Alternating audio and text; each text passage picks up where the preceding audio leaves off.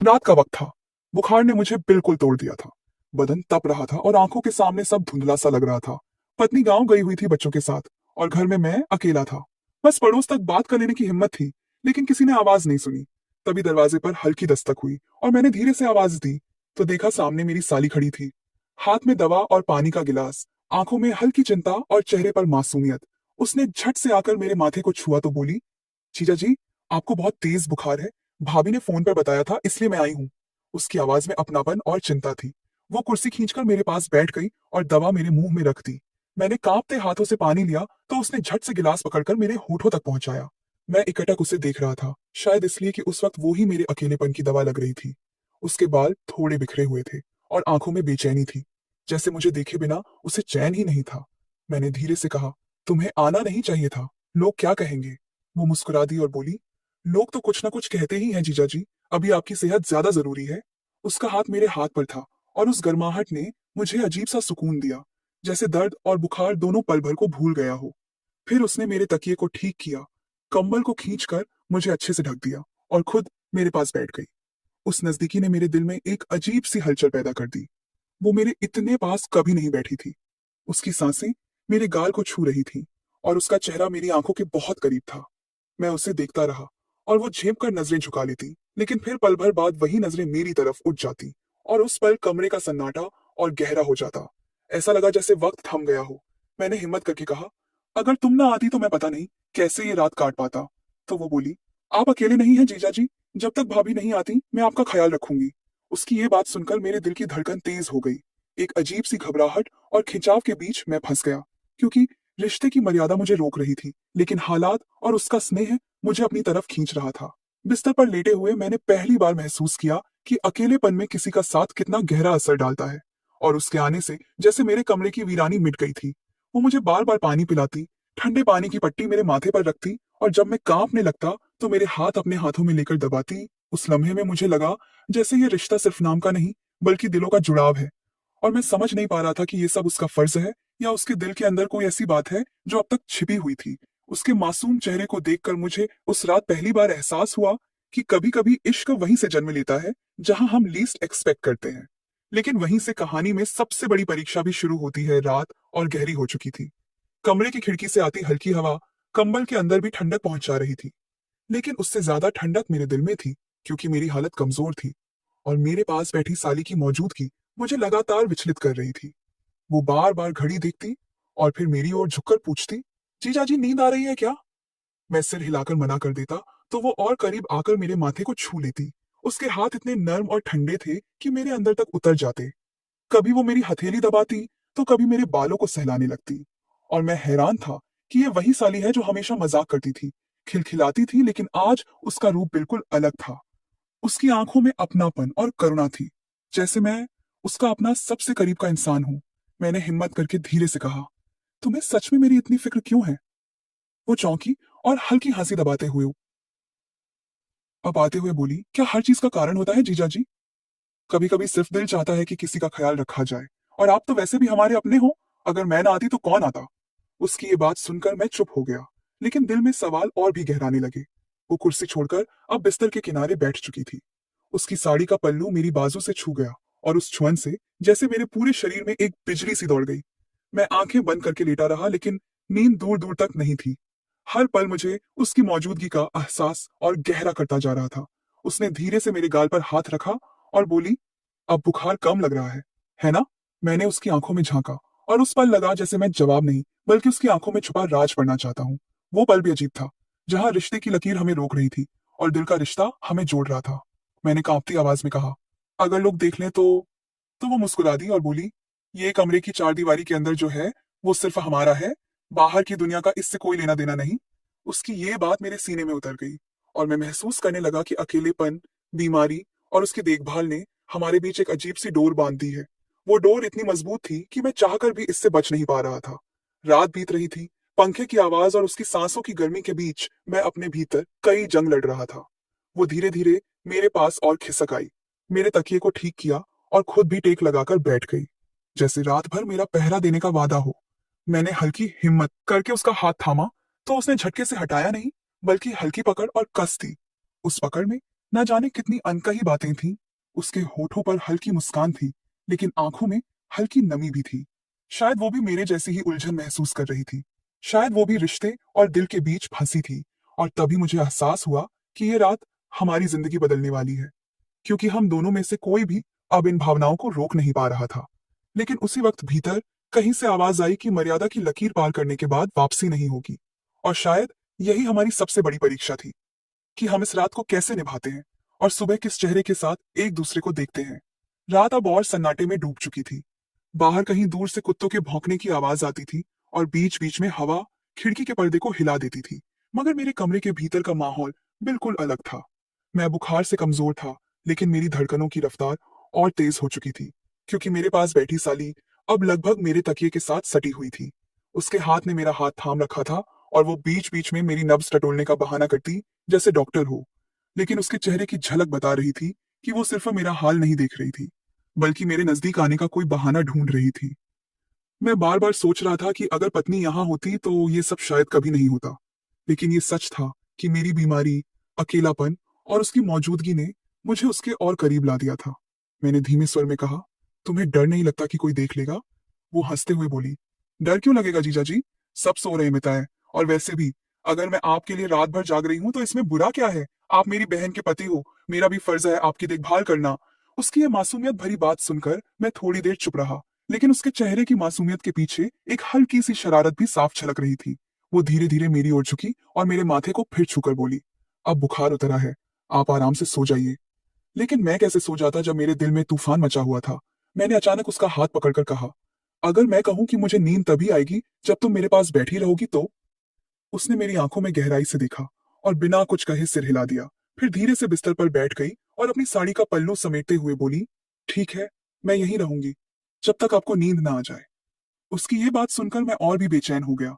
उसकी सांसों की खुशबू मेरे चेहरे तक आ रही थी, और उसके बदन की गर्माहट मुझे महसूस हो रही थी। मैंने धीरे धीरे आंखें बंद कर ली, लेकिन नींद की बजाय अब एक अजीब सी ख्वाहिश मेरे अंदर जन्म लेने लगी थी। मैंने अपने होंठ खोले और कुछ कहना चाहा, लेकिन शब्द गले में अटक गए। तभी उसने मेरा सिर अपनी गोद में रख लिया और मेरे बालों को सहलाने लगी। उस स्पर्श में इतनी नरमी थी कि मैं सब भूल गया। वो लम्हा मेरे लिए किसी जादू से कम नहीं था। मेरी धड़कनें अब इतनी तेज थीं कि शायद वो भी सुन पा रही थी। उसकी उंगलियां मेरे माथे और बालों में घूमती रहीं, और मैं उस पल को रोक देना चाहता था, लेकिन साथ ही भीतर डर भी था कि कहीं ये सब हद से आगे ना निकल जाए। मैंने धीरे से कहा, तुम्हें पता है, तुम बहुत अलग हो।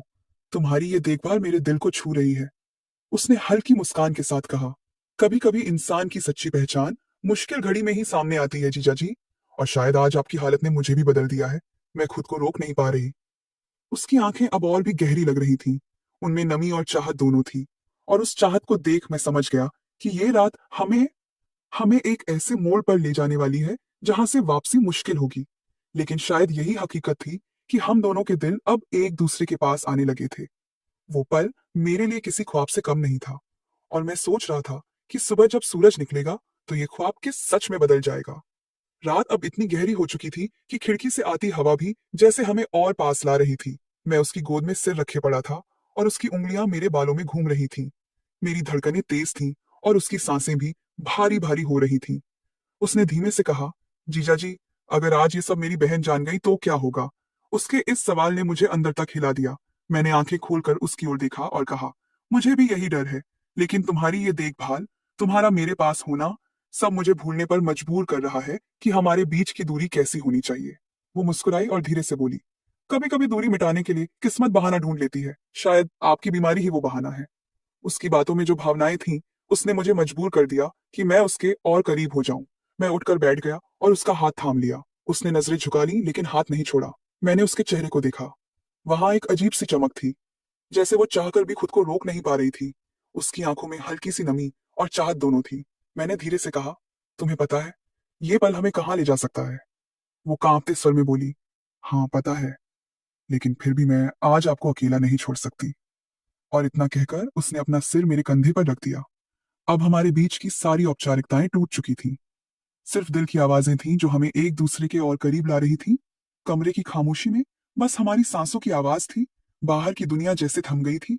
मैंने उसकी ठंडी उंगलियों को अपने हाथों में कसकर पकड़ लिया और कहा, अगर कभी मेरी पत्नी को पता चल गया तो? उसने बिना सोचे कहा, तो मैं कह दूंगी कि ये सब मेरी गलती थी। आप तो बीमार थे, मैंने ही आपको रोकने नहीं दिया। उसकी ये बातें सुनकर मैं हक्का बक्का रह गया। एक तरफ उसका ये बलिदान सा भाव मुझे और खींच रहा था, दूसरी तरफ मेरी अंतरात्मा बार बार कह रही थी कि ये गलत है। लेकिन दिल और दिमाग की लड़ाई में उस रात दिल जीत रहा था। मैंने उसके चेहरे को अपनी हथेलियों में थामा और उसके माथे को छू लिया। वो कांप उठी, लेकिन पीछे नहीं हटी। उसकी सांसें और तेज हो गईं। उसने आंखें बंद कर ली, जैसे सब कुछ मेरे हवाले कर रही हो। उस पर मुझे एहसास हुआ कि इंसान जब अकेलापन और चाहत के बीच फंसता है तो वो सब भूल जाता है। हम दोनों अब एक ऐसे मोड़ पर पहुंच चुके थे जहां से वापसी मुश्किल थी। लेकिन उसी पर मेरे अंदर एक सवाल उठा, क्या यही सही है? क्या मैं अपनी पत्नी के विश्वास के साथ धोखा कर सकता हूँ? और क्या मेरी साली को सच में यही चाहिए? मैंने गहरी सांस ली और उससे थोड़ा हटकर कहा, नहीं, हमें रुक जाना चाहिए। ये रास्ता हमें कहीं और ले जाएगा, जहां सिर्फ पछतावा मिलेगा। वो चौंक कर मुझे देखने लगी। उसकी आंखों में आंसू छलक आए। उसने कहा, तो आप कह रहे हो कि मैं गलत हूं? मेरी ये चाहत गलत है? मैंने उसका हाथ थामते हुए कहा, नहीं, तुम्हारी चाहत गलत नहीं है, लेकिन इस चाहत को पूरा करना गलत होगा, क्योंकि इससे हम दोनों की जिंदगी तबाह हो जाएगी। और सबसे बड़ी बात, तुम्हारी बहन की जिंदगी बर्बाद हो जाएगी। मेरी ये बातें सुनकर वो चुप हो गई। थोड़ी देर बाद उसके आंसू मेरे हाथ पर गिरने लगे। वो बोली, आप सच कह रहे हो जीजा जी। मुझे आज समझ आ गया कि चाहत और जिम्मेदारी में कितना फर्क है। मैंने आपको खोने के डर में खुद को खो दिया, लेकिन शुक्र है कि आपने मुझे बचा लिया। उसकी ये बात सुनकर मेरे दिल से बोझ उतर गया। मैंने उसे गले से लगा लिया और कहा, तुम हमेशा मेरी छोटी बहन जैसी रहोगी। मैं तुम्हें कभी अकेला महसूस नहीं होने दूंगा, लेकिन हमारी मर्यादा ही हमें जीने का सहारा है।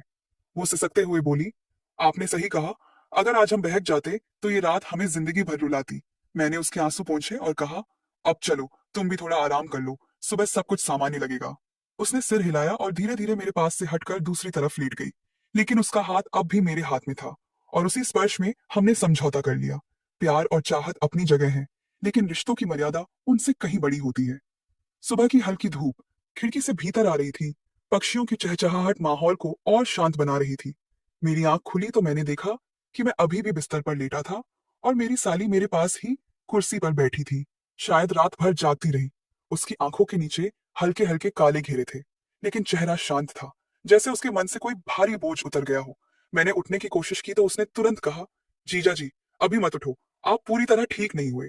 उसकी आवाज में अब वो कांपना नहीं था, बल्कि एक नई दृढ़ता थी।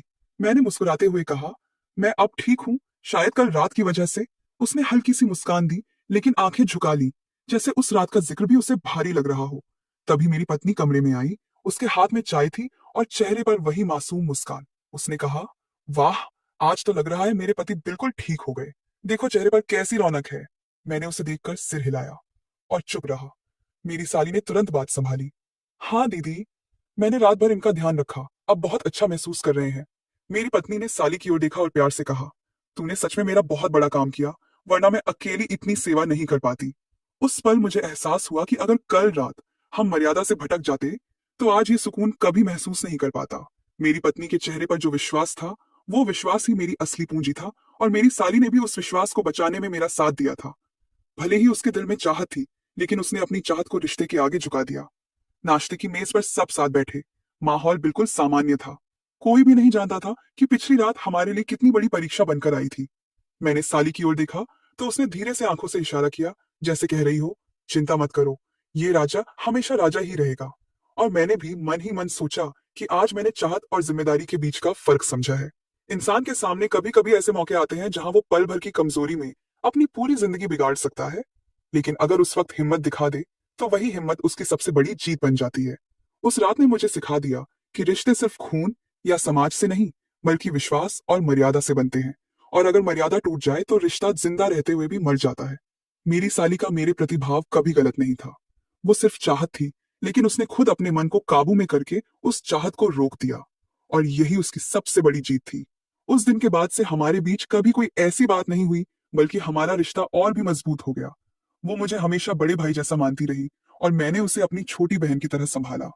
समय बीतता गया, लेकिन उस रात की याद हमेशा मेरे दिल में एक सबक की तरह रह गई कि इंसान का असली इम्तिहान उसकी कमजोरी में नहीं, बल्कि उस कमजोरी से बाहर निकलने की हिम्मत में होता है। और जब कभी मैं अपनी पत्नी को देखता, उसके चेहरे पर विश्वास देखता, तो मुझे लगता कि अगर उस रात मैं बहक जाता तो ये मुस्कान कभी नहीं देख पाता।